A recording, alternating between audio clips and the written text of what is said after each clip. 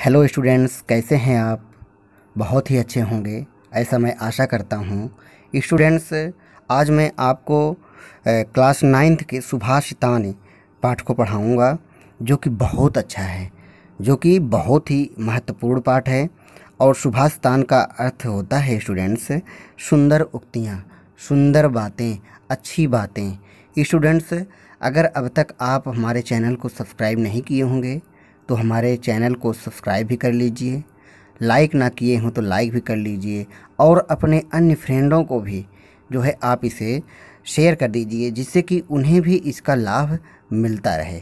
और स्टूडेंट्स, एक महत्वपूर्ण सूचना ये है कि अगर आप हमारे यूट्यूब चैनल को देखते हैं और आप किसी भी क्लास के चैप्टर को देखना चाहते हैं, किसी भी क्लास को पढ़ना चाहते हैं, तो आप यूट्यूब चैनल को ओपन करेंगे, गिरीश सर की क्लासेज के नाम से सर्च करेंगे और जा कर के प्लेलिस्ट में देखेंगे।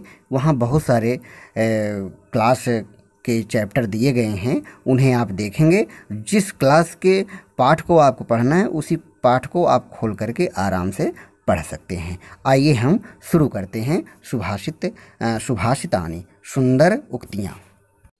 पहला श्लोक है स्टूडेंट्स, वर्मेको गुणीपुत्रो न च मूर्ख सतैरपि एकस चंद्र स्तमो हंति न च तारा गणैरपि। तो यहाँ पे पहले शब्दार्थ देखेंगे स्टूडेंट्स।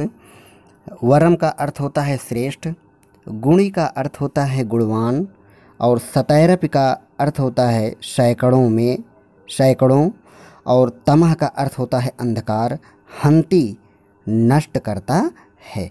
स्टूडेंट्स, इसका हम संदर्भ लिखेंगे कि प्रस्तुत श्लोक हमारी पाठ्य पुस्तक के अंतर्गत संस्कृत खंड के सुभाषितानी नामक पाठ से लिया गया है। जब ये पेपर में पूछा जाता है स्टूडेंट्स, तो 1 नंबर का संदर्भ पूछा जाता है कि आपको पाठ का नाम लिखना है। तो आइए इसका हम अर्थ देखते हैं, हिंदी अनुवाद देखते हैं कि वरमेको गुणी पुत्रो। वरम का मतलब होता है श्रेष्ठ, गुणवान, गुड़ी का मतलब गुणवान, गुणवान एक ही पुत्र श्रेष्ठ होता है। वरमेको गुड़ी पुत्रो, गुड़ी एकम पुत्रो वरम, कहने मतलब गुणवान एक ही पुत्र श्रेष्ठ होता है। न च मूर्ख सतैरपि, और मूर्ख, सैकड़ों मूर्ख पुत्र श्रेष्ठ नहीं होते हैं। न च मूर्ख सतैरपि, सतैरपि मतलब 100, सैकड़ों मतलब सैकड़ों मूर्ख पुत्र श्रेष्ठ नहीं होते हैं, बल्कि एक गुणवान पुत्र श्रेष्ठ होता है। जैसे एकह चंद्र अस्तमो हंति न च तारा गणैरपि, जैसे अकेला चंद्रमा, एकस चंद्रमा तमो हंति, जैसे अकेला चंद्रमा अंधकार को, तमह का मतलब अंधकार को, हंति नष्ट कर देता है। जबकि न च तारा गणैरपि, जबकि तारों के समूह, तारों का समूह अंधकार को नष्ट नहीं कर पाता है। जैसे तारों का समूह, बादल, आकाश में तारों का बहुत सारा समूह होता है, लेकिन वे अंधकार को दूर नहीं कर पाते हैं, बल्कि केवल एक चंद्रमा आकाश पूरे संसार को जो है अपने प्रकाश से प्रकाशित कर देता है, अंधकार को दूर कर देता है। उसी प्रकार से गुणवान एक पुत्र श्रेष्ठ होता है, न कि मूर्ख, सैकड़ों मूर्ख पुत्र श्रेष्ठ होते हैं। अगला श्लोक है स्टूडेंट्स, मनीषिणः सन्ति न ते हितैषिणः, हितैषिणः सन्ति न ते मनीषिणः, सुहृच्च विद्वानपि दुर्लभो नृणाम, यथौषधम स्वादुहितं च दुर्लभम। यहाँ पे स्टूडेंट्स आप शब्दार्थ लिखेंगे। मनीषिणः का अर्थ होता है विद्वान, हितैषिणः का अर्थ होता है कल्याण चाहने वाले, सुहृच का अर्थ होता है और मित्र, नृणाम का अर्थ होता है मनुष्यों में। अब संदर्भ स्टूडेंट्स वही होगा जो मैं पहले श्लोक में बताया हूँ। अनुवाद इसका देखेंगे, मनीषिणः सन्ति न ते हितैषिणः, जो विद्वान होते हैं स्टूडेंट्स, मनीषिणः मतलब विद्वान, सन्ति हैं, जो विद्वान होते हैं, न ते हितैषिणः वे भला चाहने वाले नहीं होते हैं, नहीं हैं, वे भला नहीं चाहने वाले हैं।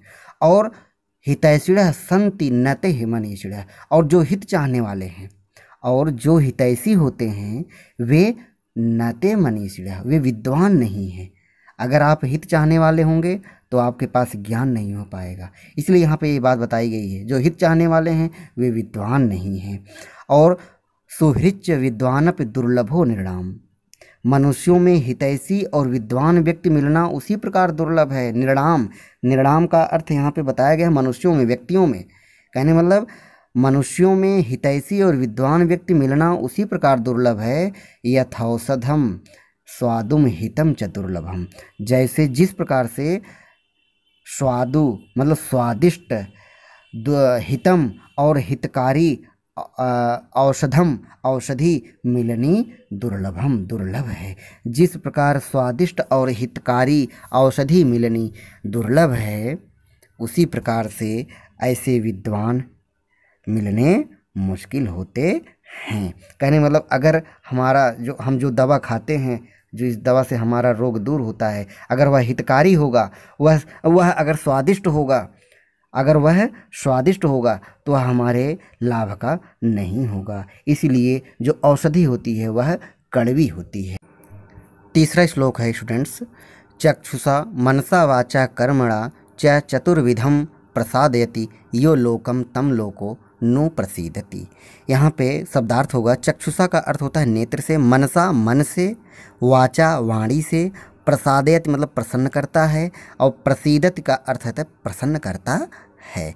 स्टूडेंट्स इसका हम संदर्भ है वही कि प्रस्तुत श्लोक हमारी पाठ्य पुस्तक के अंतर्गत संस्कृत खंड के सुभाषित रत्नानि नामक पाठ से लिया गया है। इसका हिंदी अनुवाद देखेंगे, चक्षुषा मनसा वाचा कर्मणा च चतुर्विधम, जो मनुष्य, मनसा मनुष्य, जो मनुष्य, चक्षुषा मतलब नेत्र से, जो मनुष्य नेत्र, मनसा मन, वाचा वाणी, कर्मसा कर्मणा और कर्म, इन चारों, चतुर्विधम इन चार प्रकार से, प्रसादयति प्रसादयति प्रसन्न करता है, यो लोकम, यो मतलब जो, लोकम मतलब संसार को, जो संसार को, चारों प्रकार से संसार को जो प्रसन्न करता है, तम लोको नु प्रसीदति, और तब संसार उसे प्रसन्न करता है, संसार उसे प्रसन्न करता है। यदि आप संसार को खुश रखोगे, प्रसन्न रखोगे,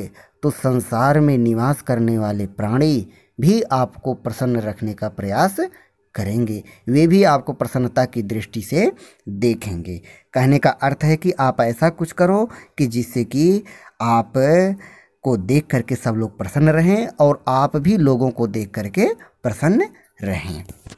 अगला श्लोक है स्टूडेंट्स, अक्रोधेन जयेत क्रोध साधुना साधुम साधुना जयेत, जयेत कदर्यम दानेन जयेत सत्येन चानृतम।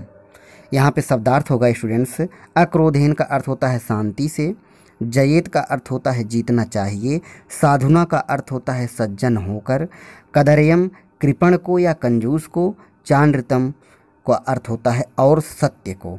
यहाँ पे अनुवाद होगा स्टूडेंट्स, अक्रोधेन जयेत, क्रोधम मतलब क्रोध को, अक्रोधेन जयेत क्रोधम, कहने मतलब क्रोध को शांति से जीतना चाहिए, अक्रोधेन मतलब शांति से जीतना चाहिए, क्रोधम क्रोध को, शांति से क्रोध को जीतना चाहिए, और असाधुम साधुना जयेत, और दुर्जन को, असाधु मतलब दुर्जन, दुर्जन को सज्जन होकर के, सज्जन बन करके जीतना चाहिए। जयेत कदर्यम दानेन, कदर्यम का अर्थ कृपण, कृपण को, कंजूस को दानेन दान से जीतना चाहिए, जयेत मतलब जीतना चाहिए, दान से जीतना चाहिए, और जयेत सत्येन च अनृतम, और असत्य को सत्य से जीतना चाहिए, असत्य को सत्य से जीतना चाहिए। आप हमेशा सत्य बोलिए, निश्चित है कि असत्य पर सत्य की विजय होगी। यही इस श्लोक का स्टूडेंट्स अर्थ होगा। अगला श्लोक है स्टूडेंट्स, अकृत्वा पर संतापम गत्वा खलम अंधिरम अनुलंघ्य सताम मार्गम यत स्वल्पामपि तद बहु।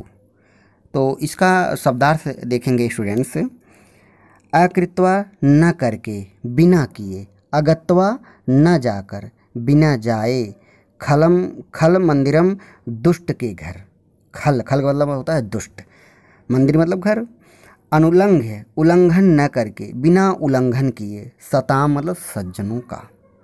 तो यहाँ पे अनुवाद होगा स्टूडेंट्स, अकृत्वा परसं तापम गत्वा खलम मंदिरम। कहने का अर्थ है कि दूसरों को दुखी न करके, अकृत्वा परसं तापम, पर मतलब दूसरों को दुखी न करके, गत्वा अगत्वा खलम मंदिरम, और दुष्टों के घर न जाकर, अनुलंघ्य सताम मार्गम, और सताम मतलब सज्जनों के मार्ग का उल्लंघन न करके, सज्जनों के मार्ग का उल्लंघन न करके, यत स्वल्पमपि तद बहु, जो थोड़ा भी मिल जाए वही हमें बहुत समझना चाहिए। कहने मतलब जो कुछ भी हमें थोड़ा बहुत मिल जाए उसे हमें बहुत समझना चाहिए। स्टूडेंट्स, आप इसे दोबारा रिपीट करके देख सकते हैं पीछे करके वीडियो को। अगला ही श्लोक है, सत्य धारः स्तप स्थैलम दयावर्ति अक्षमा शिखा, अंधकारे प्रवेष्टव्ये दीपो यत्नेन वार्यताम। यहाँ पे स्टूडेंट्स इसका शब्दार्थ देखेंगे। आधारः का अर्थ होता है टेक, वर्ती का मतलब होता है बत्ती, जो दीपक में बत्ती डाला जाता है। शिखा का अर्थ होता है लव, वार्यताम का अर्थ होता है जलाना चाहिए। कहने का अर्थ है सत्य आधार स्तप तैलम दयावर्ती अक्षमा शिखा। सत्य ही जिसका आधार है, सत्य ही जिसका आधार है। तपः तैलम, और तप जिसका तेल है, और दयावर्ती है, दया जिसकी बत्ती है, अक्षमा शिखा, और अक्षमा जिसकी लव है, शिखा है, जो दीपक की लौ जलती है वह उसकी अक्षमा है, शिखा है। अंधकारे प्रवेष्टव्ये, ऐसे अंधकारे प्रवेष्टव्ये दीपो यत्नेन वार्यताम, दीपो मतलब दीपक को, ऐसे दीपक को अंधकार में प्रवेष्टव्ये प्रवेश करते समय वार्यताम यत्नपूर्वक हमें जलाना चाहिए। ऐसे दीपक को अंधकार में प्रवेश करते समय यत्नपूर्वक जलाना चाहिए। अगला श्लोक है स्टूडेंट्स, त्यज दुर्जन संसर्गम भज साधुम समागमम कुरु पुण्यम अहोरात्रम स्मर नित्यम अनित्यताम। यहाँ पे स्टूडेंट्स अर्थ देखेंगे इसका शब्दार्थ। त्यज का अर्थ होता है छोड़ दो, दुर्जन मतलब दुष्ट, संसर्ग मतलब संगति, भज का अर्थ होता है अनुकरण करो, समागमम मतलब साथ, स्मर का मतलब याद रखो। अर्थ होगा स्टूडेंट्स त्यज दुर्जन संसर्गम। त्यज का अर्थ बताया हूँ छोड़ दो, दुष्टों की संगति छोड़ दो, संसर्गम दुष्टों की संगति छोड़ दो, भज साधुम समागमम, भज साधुम समागमम साधु संतों की संगति करो, उनका अनुकरण करो, उनके उपदेशों को सुनो, उनकी अच्छी बातों को ग्रहण करो, और कुरु पुण्यम अहोरात्रम, कुरु पुण्यम अहोरात्रम, कुरु पुण्यम अहोरात्रम कहने मतलब अपनी रात्रि पुण्यमय करो, स्मरण संसार का स्मरण, नित्यम अनित्यताम संसार की नित्यता और अनित्यता का स्मरण करो। स्मर का मतलब स्मरण करो, संसार अर्थात संसार की नित्यता और अनित्यता का स्मरण करो। अगला है मनसि वचसि काये पुण्यम पीयूष पूर्णा, इस त्रिभुवन उपकार श्रेणिभिः प्रीणयन्तः परगुण परमाणून् पर्वतीकृत्य नित्यम निज हृदय विकसन्तः संतः कियन्तः। यहाँ पे शब्दार्थ होगा स्टूडेंट्स, काय का अर्थ होता है शरीर में, पुण्य पीयूष पूर्णा का अर्थ होता है पुण्य रूपी अमृत से परिपूर्ण, और परगुण परमाणुन दूसरे के परमाणु जैसे छोटे गुणों को, पर्वतीकृत मतलब पर्वत जैसा बड़ा बनाकर, निज हृदय अपने हृदय में, विकसंतः का अर्थ है खिलते हुए, प्रसन्न होते हुए। अब यहाँ पे अर्थ देखेंगे, मनसि वचसि काये पुण्य पीयूष पूर्णा, मन वचन और शरीर में पुण्य रूपी अमृत से परिपूर्ण, पुण्य पीयूष पूर्णा मतलब पुण्य रूपी अमृत से परिपूर्ण, त्रिभुवन उपकार श्रेणी भी उपकारों से तीनों लोगों को प्रसन्न करने वाले, तीनों लोगों को प्रसन्न करने वाले और परगुण परमाणुन पर्वती कृत्य नित्यम, और दूसरों के परमाणु जैसे छोटे गुणों को पर्वत जैसा मानकर नित्य ही अपने हृदय में, नित्यम निज हृदय, नित्य अपने हृदय में विकसंतः संति संतः कियंतः, आनंदित होने वाले सज्जन हैं कितने, अर्थात बहुत कम। संति संतः, संत संत कितने हैं, कियंतः कितने हैं, अर्थात बहुत कम हैं। इस तरह से स्टूडेंट्स आपका ये पाठ समाप्त होता है। धन्यवाद। आप वीडियो को लाइक शेयर सब्सक्राइब करना ना भूलें। Thank you.